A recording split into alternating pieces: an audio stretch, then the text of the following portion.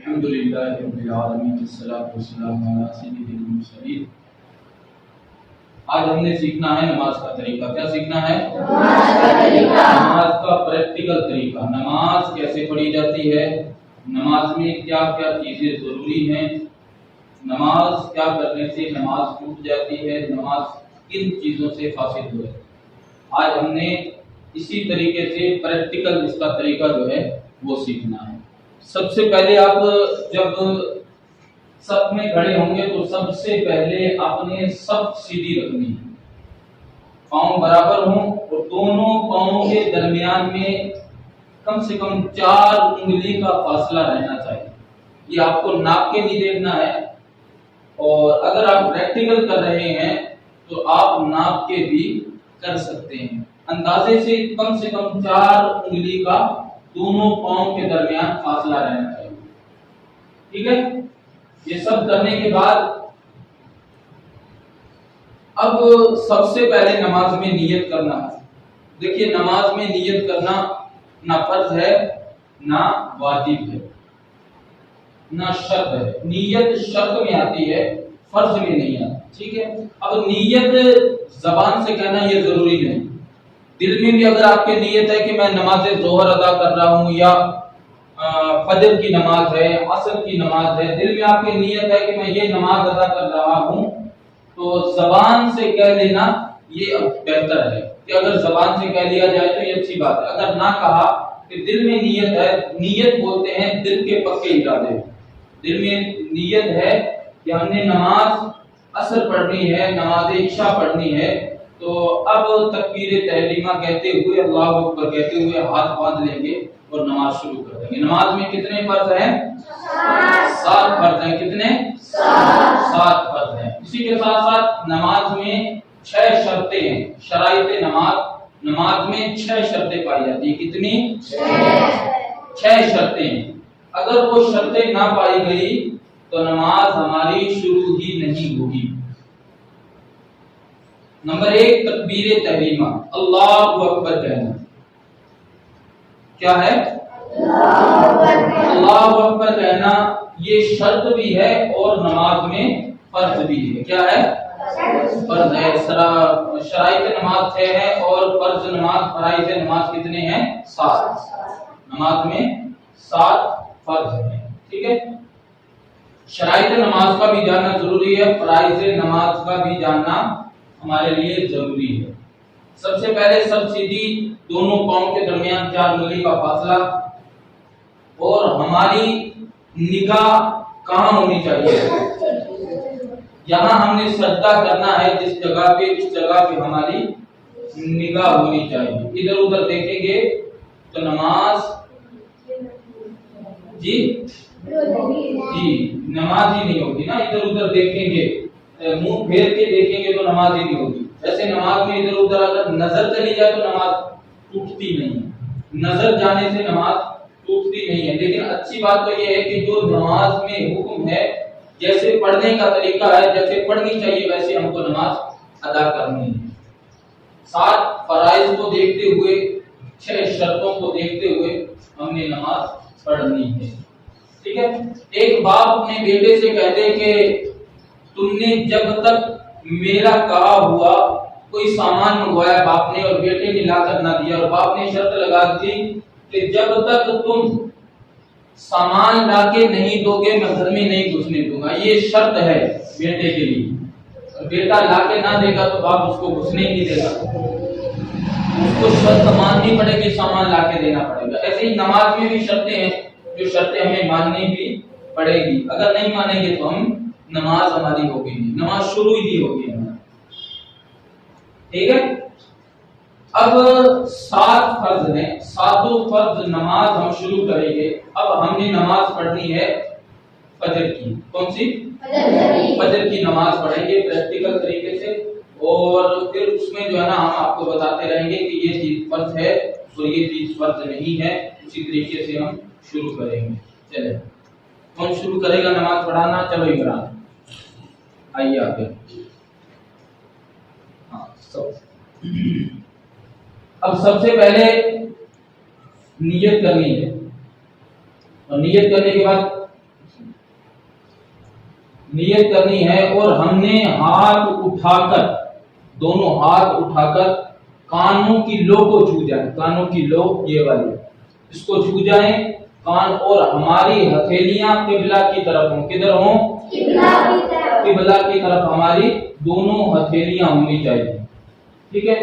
اور اس طرح سے اللہ اکبر کہتے ہوئے ہاتھ لائیں گے اور ہاتھ لا کے ناک کے نیچے باندھ لیں گے، ناک سنڈی جس کو بولتے ہیں اس کے نیچے لا کے ہم ہاتھ کو باندھ لیں گے۔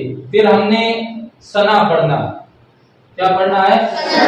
ثنا، سبحانک اللہم و بحمدک و تبارک اسمک و تعالی جدک و لا الہ الا انت۔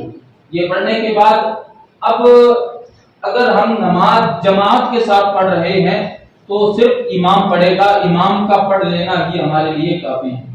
اگر ہم الگ سے پڑھ رہے ہیں تو اس کے لیے ہم کو ثنا کے بعد الحمد شریف اور کوئی ایک سورت ملانی پڑے گی دونوں رکعات میں۔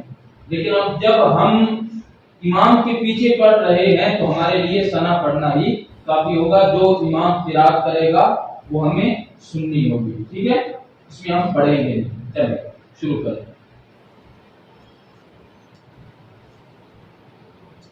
اللہ اکبر۔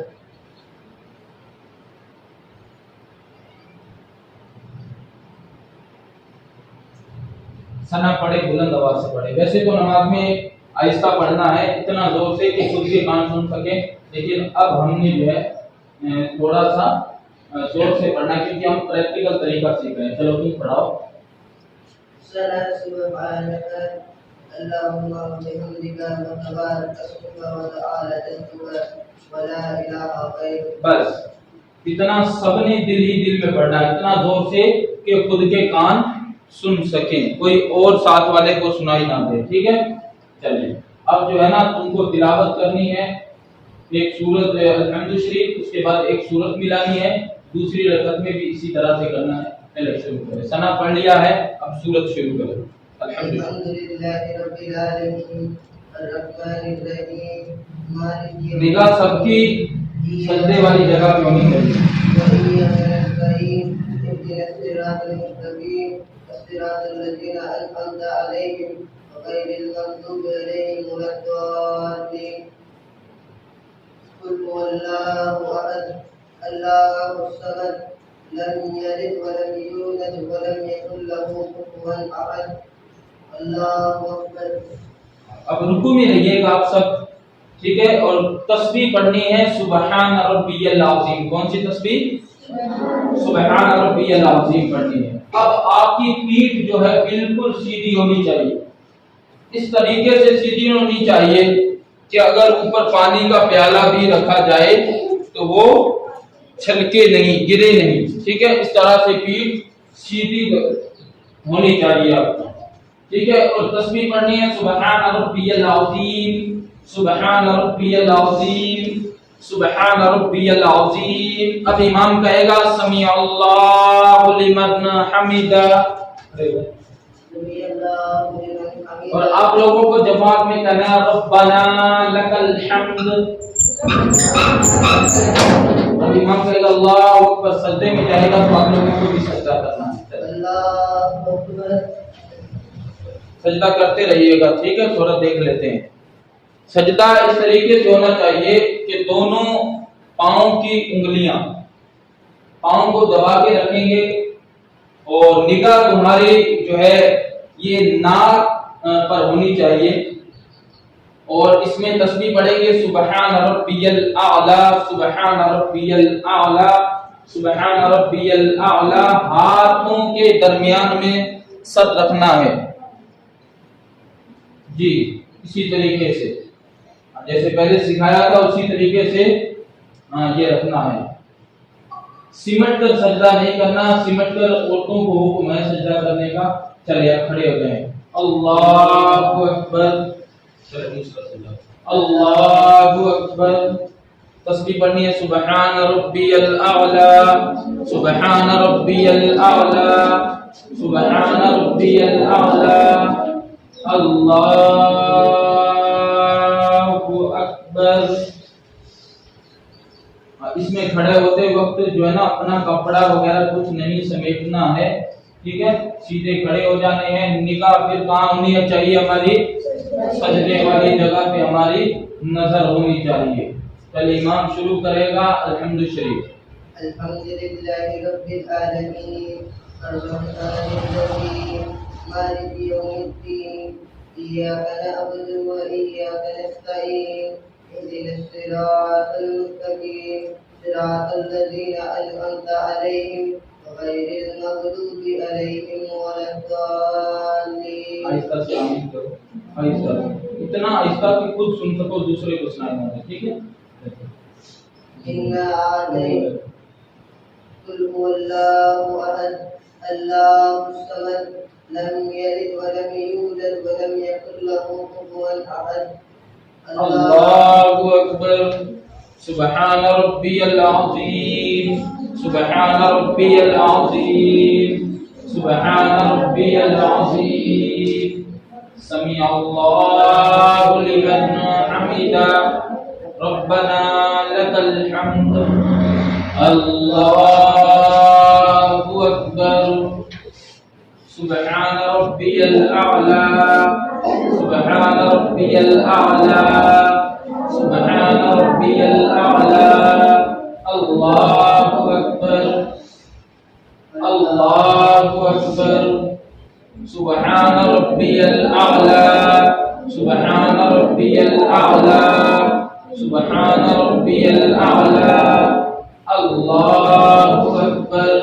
اب اتحیات پڑھنی ہے سب نے، اور ہمارا الٹا پاؤں جو ہے، بایاں پاؤں وہ بچھانا اور سیدھا دایاں پاؤں کھڑا رکھنا ہے، ٹھیک ہے؟ پانچوں انگلیاں دبا کر اسی طریقے سے سیدھی رکھنی ہے، ہاں اسی طریقے سے، جی بالکل اسی طریقے سے۔ اب التحیات پڑھنی ہے۔ التحیات للہ والصلوات والطیبات، السلام علیکہ ایھا النبی ورحمۃ اللہ وبرکاتہ، السلام علینا وعلی عباد اللہ الصالحین، اشہد ان لا الہ الا اللہ واشہد ان محمدا عبدہ ورسولہ۔ انگلی جب اٹھاتے ہیں شہادت والی، اب میری طرف دیکھو نا، میری طرف دیکھو، اس طریقے سے اپنے ہاتھ رکھنا ہے جیسے ہمارا رہتا ہے، ٹھیک ہے؟ نارمل طریقے سے ہاتھ رکھنا ہے، ٹھیک ہے، ران پہ، اور دبانا بھی نہیں ہے، زیادہ انگلیوں کو کھولنا بھی نہیں ہے اور زیادہ بند بھی نہیں کرنا، نارمل طریقے سے ہاتھ کو ہم نے رانوں پر رکھنا ہے اتحیات پڑھتے ہوئے۔ اور جب آئے اشہد اللہ، اللہ، ٹھیک ہے، اللہ آئے تب انگلی اٹھانی، اس طریقے سے جو ہے نا ہم اس طریقے سے کریں گے، اشہد اللہ الہ، ٹھیک ہے، اس طریقے سے پورا الا اللہ کا کرنا ہے، ہاتھ رکھے ہوئے نارمل طریقے سے، اشہد اللہ الہ الا اللہ، ٹھیک ہے؟ اشہد اللہ پہ اٹھانا ہے ہاتھ، اور الا اللہ پہ لا کے ویسے ہی نارمل طریقے سے ہاتھ رکھ لینا ہے۔ شہادت کی انگلی اٹھانی ہے، اشہد اللہ الہ الا اللہ واشہد ان محمدا عبدہ ورسولہ۔ اس کے بعد درود ابراہیمی پڑھنی ہے، ٹھیک ہے؟ درود ابراہیمی پڑھنے کے بعد دعائے معصورہ پڑھنی ہے، جو سب کو زیادہ تر لوگوں بچوں کو یہ یاد ہے۔ درود ابراہیم کے بعد کیا پڑھنا ہے؟